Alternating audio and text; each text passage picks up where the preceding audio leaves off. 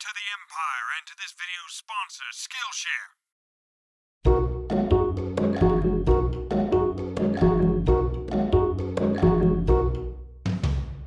Two writing styles, both alike in dignity. In fair YouTube videos where we lay our scene, from ancient grudge break new mutiny, where cliched writing makes cliched stories unclean. Our once great house is in decline. The noble house of terrible writing advice teeters on the brink of collapse. I must restore this once great house to its rightful place by making a video on noble houses. Noble houses are a staple of many fantasy works and even quite a few science fiction ones. Navigating the complex web of intrigue of the cutthroat royal court can prove perilous even for a skilled writer. But you should trust me. With my connections, we can forge a powerful alliance that can propel even the amateur writer to greatness. Who knows? Anything is possible with enough ambition. Now where shall we start our gambit to ascend the throne? I suppose first we should do some world building and design our royal families. There are a lot of things to consider: sigils, heraldries, mottos, uniforms, lineage, fiefdom, wealth, relics, history, traditions, home, vassals, oaths, lands, martial arts, ideology, secrets, organization, logistics, and what kind of food they like. Or we could give them a funny hat. Yeah, a single hat will substitute for all that other stuff. If we are feeling generous, then a writer can give each noble house a single personality trait that every member of the house shares. Don't want to break the creative bank on that one. Now, how many noble houses should make up our royal court? Well, there is House Good Guys, who are all noble and nice. They treat their subjects fairly, and their lands are always prosperous regardless of their unrealistic and naive policies. They are opposed by House Bad Guys, who are all evil and treat their peasants like crap, yet don't suffer from constant rebellions and haven't gone bankrupt despite spending all their money on torture devices rather than investing in industry. Then there is House Background Extras, who probably won't even get a name. They are very important in keeping the balance of power in the royal court, but not so important that the writer put any effort into fleshing them out.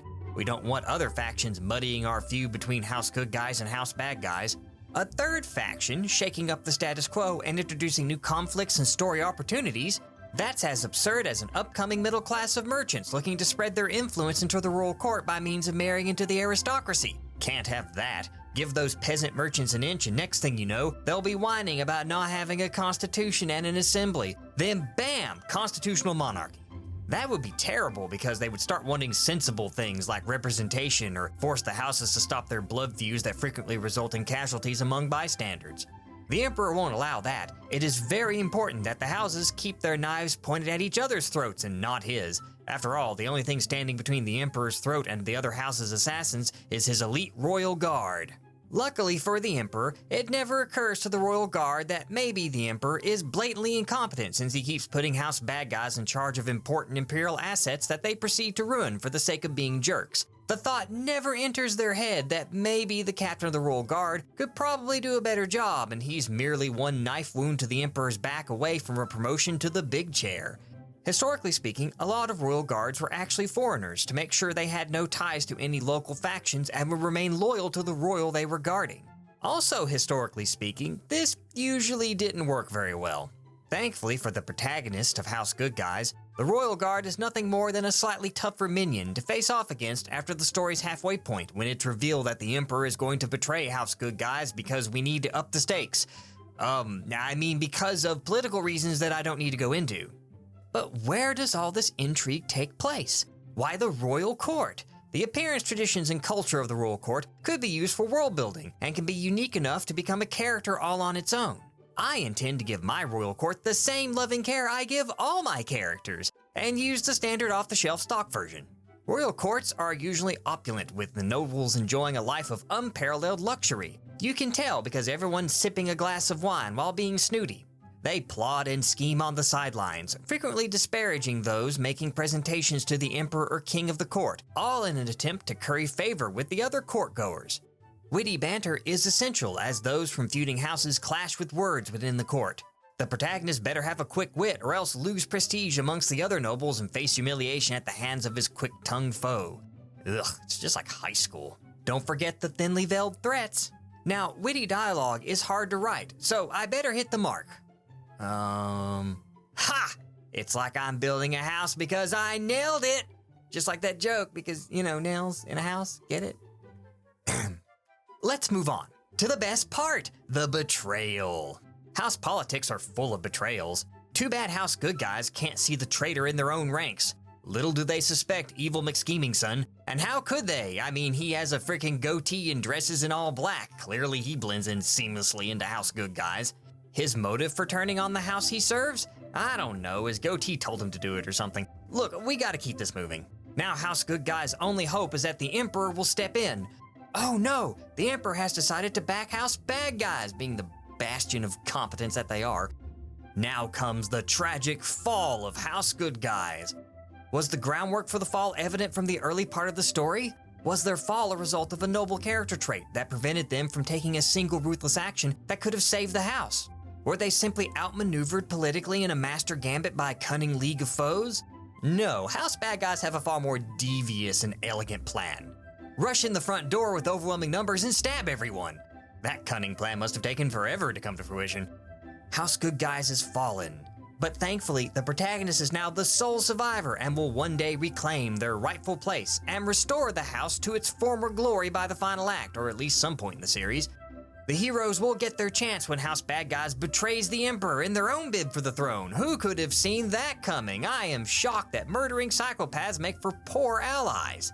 During the confusion, the protagonist will seize the day and defeat the Emperor or House bad guys, whichever is still alive at the climax, and then ascend to the throne. House good guys is restored and the feud ends.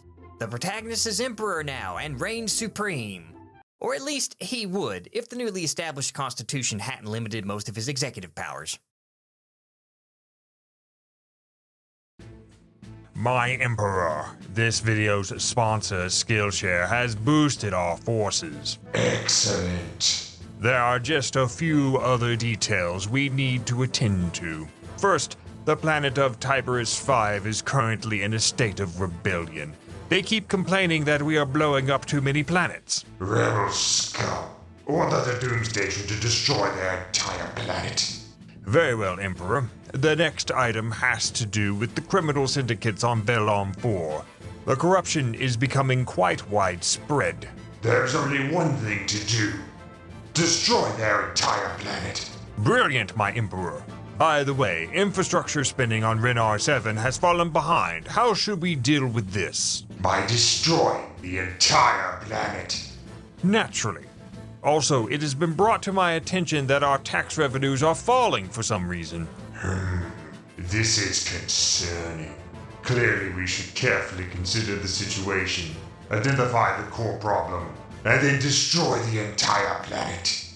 My Emperor, we have an alternate proposal. Top Imperial scientists were browsing classes on Skillshare and might have come up with a new strategy to solve the Empire's many problems.